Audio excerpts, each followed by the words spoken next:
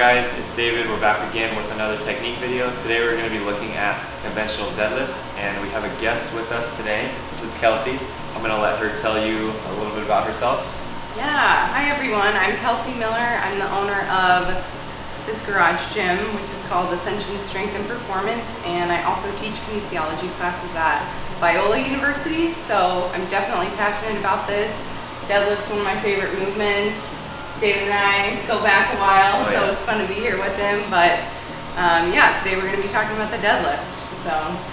So the first thing we'll go into is a couple mobility and activation drills before looking at the deadlift technique. So let's get into it.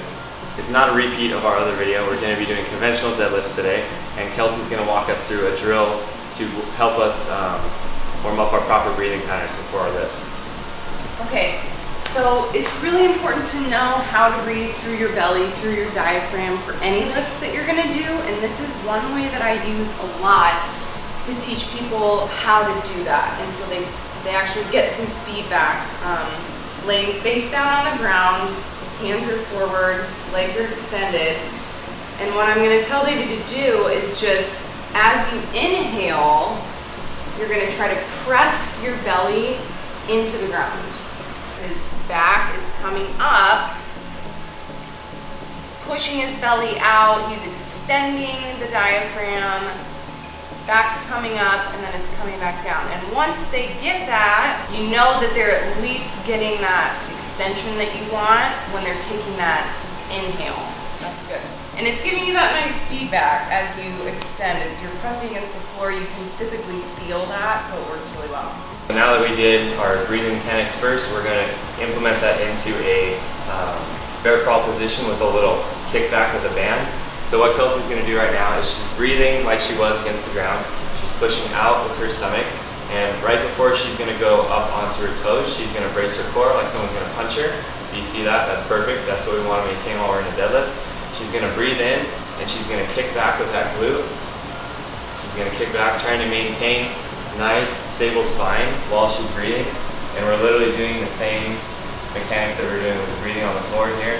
Just keeping tight with our core, breathing in and out through our stomach, and we're keeping a nice flat line with our spine here. So this is teaching you how to activate your lower body and your glutes with a stable spine, which is what you're going to need for deadlift. So try this out, do your weak leg first, and then go on to your stronger leg. So why do you deadlift with your shoes off, David? Let's talk about that. Actually, I just took them off because I went in your house and I kept them off. Oh. I actually like to do that. I'm a promoter of that because it helps you feel the floor. I didn't even think of it. Or having like a really flat shoe like this one. But people deadlifting their weightlifting shoes, that really bothers me. yeah, you should really just, Should I grab a small plate? sometimes people focus too much on the techniques and they forget to just feel what it's supposed to feel like when Ooh. it's... Put that in there. Yeah! They forget to just focus on the feeling. Like you can give somebody 10 cues and they don't remember any of it. So how about just tell them to pick it up and see what they do. Wow, now we deadlift. Okay, so David's all set up to do conventional deadlifts. His feet are shoulder width apart, approximately. Shins are nice and close to the bar. With this one, you just want to make sure that your shoulders, when you're flexed forward, are directly in line with the bar. So you don't want them too far forward or too far back. They need to just be right in line with the bar. His back's nice and flat. He's squeezing those scapula together, setting his core like we talked about earlier.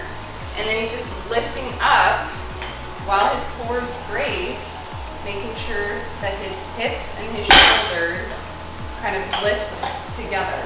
So it's like a nice hold.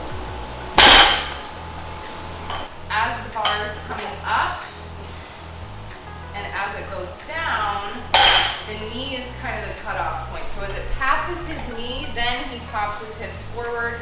As it passes his knee all the way down, he's dropping his hips down.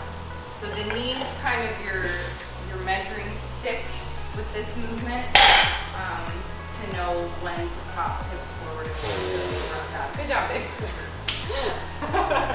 So one other thing that I forgot to mention is depending on your limb length. So if you're really tall, doing conventional might not be the best option. I do love to use a trap bar for taller people, but if you have long femurs, you've got, you know, everything is extended and you don't have that flexibility to get into that starting position and make it look right, you really shouldn't do it. You can elevate it so that this is sitting on a box, like a 3-inch, 6-inch box on both sides, so that you can have proper form like starting.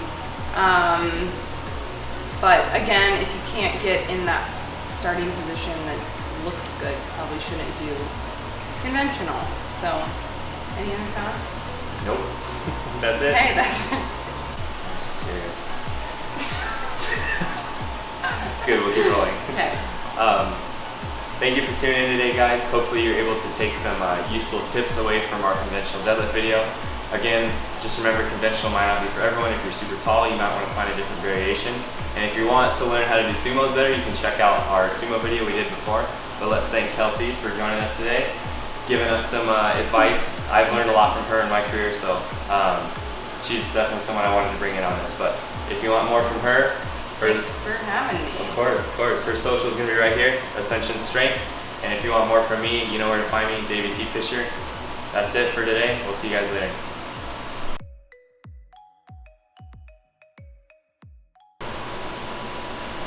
Okay.